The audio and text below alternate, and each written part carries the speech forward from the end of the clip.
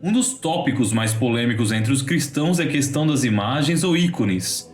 Enquanto muitos defendem que não se deve tentar retratar o sagrado, especialmente Deus, dadas aquelas restrições impostas no Antigo Testamento, outros tantos afirmam que essas proibições abrangem apenas os ídolos pagãos, não se aplicando, portanto, à arte cristã.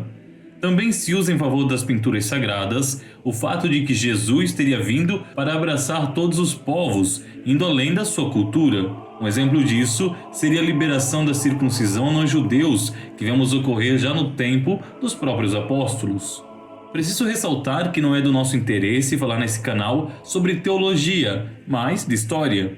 A verdade, no entanto, é que esse tópico tem despertado debate desde os primórdios da Igreja. Um exemplo é o conhecido movimento iconoclasta ocorrido no Império Bizantino e liderado principalmente pelos imperadores Leão III e Constantino V. Há muito, a própria Igreja Oriental já vinha, na verdade, enfrentando problemas quanto ao uso das imagens.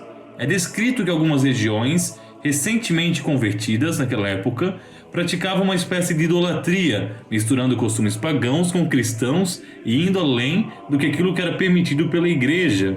Isso levou Leão III a iniciar uma verdadeira cruzada contra os ícones, revocando paredes, quebrando estátuas e inclusive martirizando aqueles que se opunham às suas ideias. Ele era adepto de uma heresia condenada, o monofisismo, onde Jesus teria apenas a natureza divina. Retratá-lo como humano seria uma espécie de pecado, por assim dizer. Mas havia também os fatores econômicos envolvidos, é claro, afinal, ele era o imperador. Leão III pretendia também se aproximar dos judeus e muçulmanos que se negavam a usar as moedas comercializadas por Constantinopla e cunhavam suas próprias, já que aquelas emitidas pelo Império tinham imagens retratadas em si. O período iconoclasta foi turbulento e sangrento, levando à expulsão de bispos, padres e a queima de livros contrários à ideia defendida pelo imperador e por seu sucessor. Só terminou quando a imperatriz Teodora assumiu o poder como regente, no que ficou conhecido como a restauração da ortodoxia.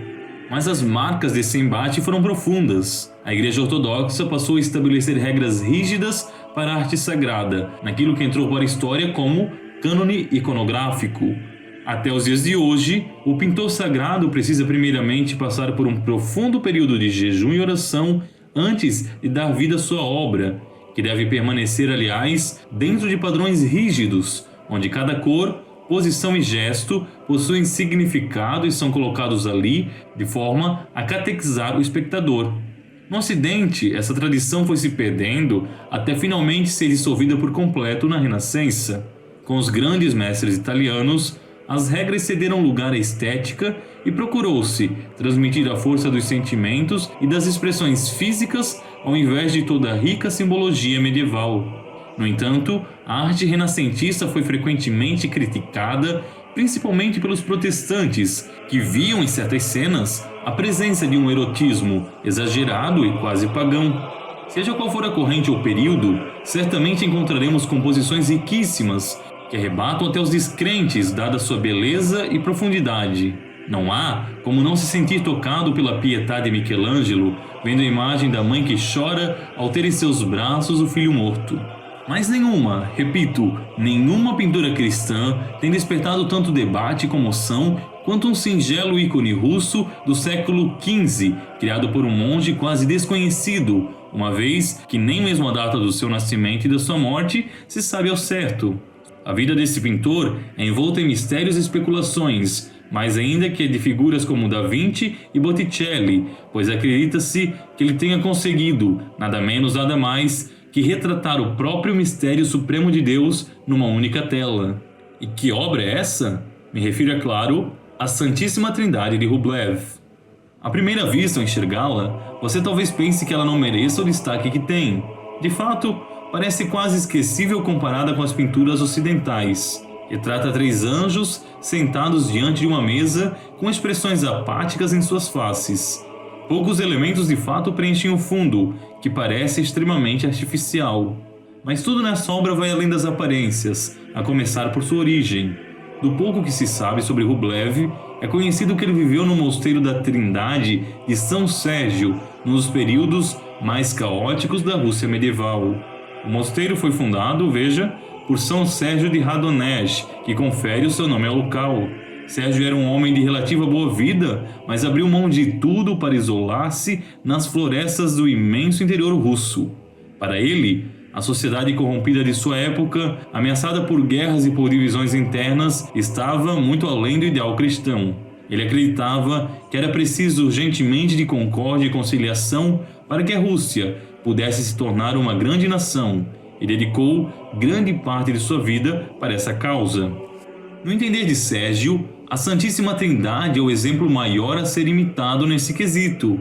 Nela, o Pai, o Filho e o Espírito Santo, três pessoas de uma mesma natureza, se unem num movimento de amor perpétuo e tão forte que se tornam indistinguíveis, tomados por uma única vontade que converge ao bem comum. Em sua visão, a contemplação desse mistério poderia trazer finalmente a paz ao seu país tão flagelado.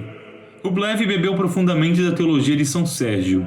Seu ícone mostra a cena da visita dos 3 anjos a Abraão, mas confere a ela um significado mais profundo. Para muitos autores cristãos, esses 3 anjos eram, na verdade, Deus em sua forma trinitária. Assim, embora vejamos anjos, uma segunda olhada nos permite entender que se trata do Pai, do Filho e do Espírito Santo. Deus Pai está pintado no lado esquerdo da obra. Acima dele, enxergamos a casa de Abraão, que simboliza também o poder criador de Deus e representa aqui toda a terra, a casa comum da raça humana. Foi o Pai quem deu origem ao universo, estruturando cada detalhe de forma harmoniosa, o que o fez ser frequentemente referido como arquiteto. No centro está o Filho, Jesus Cristo. Ele permanece nessa posição central porque é através dele que a humanidade conhece os mistérios divinos. É ele quem assume a natureza humana, se encarnando e nascendo na Gruta de Belém. Ao fundo, vemos uma oliveira, fazendo referência à raça do povo judeu, e também ao lenho da cruz, expressão máxima do cristianismo no decorrer de toda a história. Por fim, à direita, está o Deus Espírito Santo. Repare no monte que existe ao fundo. Dentro da tradição bíblica, o monte é o símbolo da revelação, da purificação e da ascensão. É no monte que Moisés recebe as tábuas da lei e é nele que os apóstolos veem a forma divina de Jesus. Por essa mesma razão, se tornou um dos símbolos máximos do Espírito Santo. Também as cores são profundas e pensadas com calma. Os 3 vestem peças em azul, o que representa a divindade que os unifica. Mas o Espírito Santo usa verde, que na tradição oriental é sua cor, por estar associado com a vida e com a abundância. O Filho se veste de vermelho escuro, a cor do sangue e da terra, a cor também da encarnação. E o Pai usa rosa, da realeza para os bizantinos. Mas seu manto é semi-transparente, adquirindo vários tons, que demonstra que a natureza divina não pode ser compreendida ou transmitida pela pintura.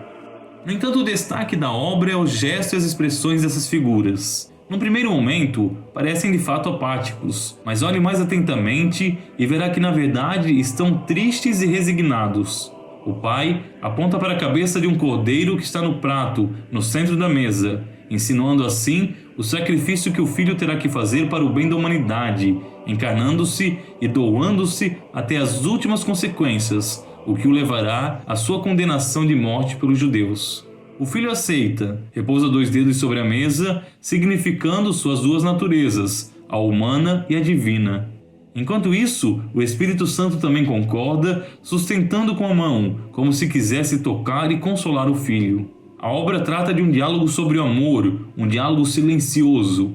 Repare como tanto o Filho quanto o Espírito Santo acatam a sugestão do Pai, inclinando suas cabeças em reverência. Repare também que eles pouco parecem dizer. O amor infinito, esse amor derramado, quase intransmissível por palavras, só pode adquirir esse ar de introspecção. A auréola das 3 figuras ilumina a obra e é como se caísse sobre o espectador, que é convidado a participar do ciclo de amor divino, onde Deus se tornaria homem para que o homem pudesse ser divinizado. Para Rublev, apenas quando saímos de nós mesmos e vamos ao encontro do próximo é que conseguimos melhorar e ascender. Por isso também o cajado que cada um deles segura e que representa esse espírito missionário que balizou e norteou os cristãos ao longo da história. É um retrato colossal, mas também um apelo aos russos de sua época, como também aos povos de cada lugar e tempo. Por isso que ao longo da história, esse ícone tem sido considerado com razão como o supremo marco da arte cristã. Para muitos, Rublev foi um místico que enxergou Deus pessoalmente. Só isso justifica ele ter conseguido transpor de forma tão arrebatadora essa realidade do amor. Vendo sua obra e conhecendo seu contexto, de fato também podemos concordar que é possível que ele tenha visto a face de Deus. E se você gostou desse vídeo, curte e compartilhe com seus amigos. Até mais, se Deus quiser.